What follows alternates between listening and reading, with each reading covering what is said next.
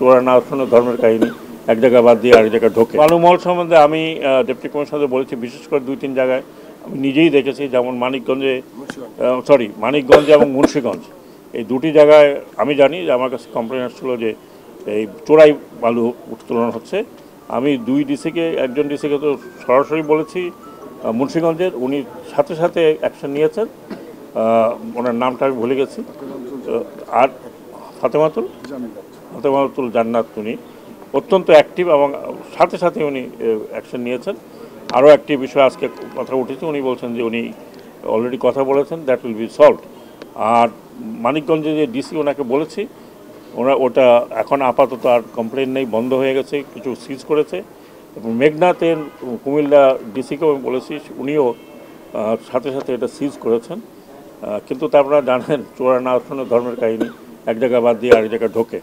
But প্রবণতা definitely আমার দৃশ্যমতে অনেক কমেছে। কোটি মানুষের আস্থার ভালোবাসায় 11 বারের মতো দেশের 1 নম্বর রেফ্রিজারেটর ব্র্যান্ড ওয়ালটন।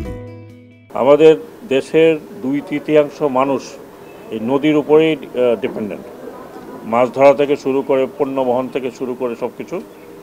তো ওনাদের বেশিরভাগ ডিসি মহোদয়দের যে দাবি আমি দেখলাম যে নদীর নাব্যতা একটা, নৌ নিরাপত্তা, আর হলো ঘাট, যেখানে যেখানে ঘাট, ওনারা আর কিছু স্থলবন্দরের কথা বলেছেন, বিশেষ করে সিলেট এবং নর্থ বেঙ্গলে, এবং সেগুলো আমরা দেখছি এবং করছি।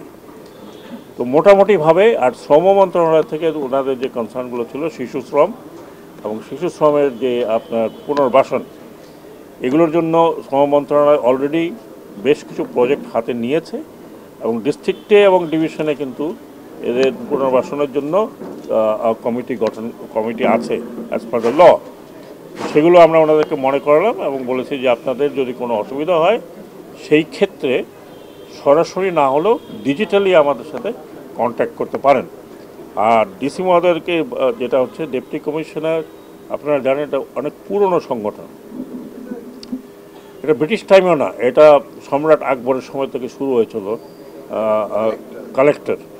ট্যাক্স কালেকশন থেকে শুরু করতে করতে এখানে এসছে। তো ব্রিটিশদের ইনোভেশন মোটেও না, এটা একটা মোগলদের যে, বিশেষ করে আকবরের সময় যে যে বিন্যাস ছিল অ্যাডমিনিস্ট্রেশনের, তার একটি ধারাবাহিকতায় আমরা এখানে এসেছি।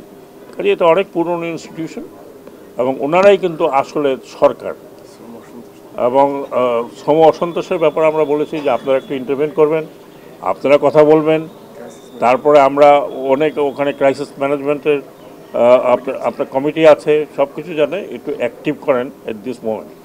আর আমি যেটা ওনাদেরকে বলেছি যে you are the government, you have to function, আমরা আপনাদেরকে হেল্প করব, আমরা এখানে আপনাদের উপরে কোনো কর্তৃত্ব নয়, because you have to function as a deputy commissioner of the district.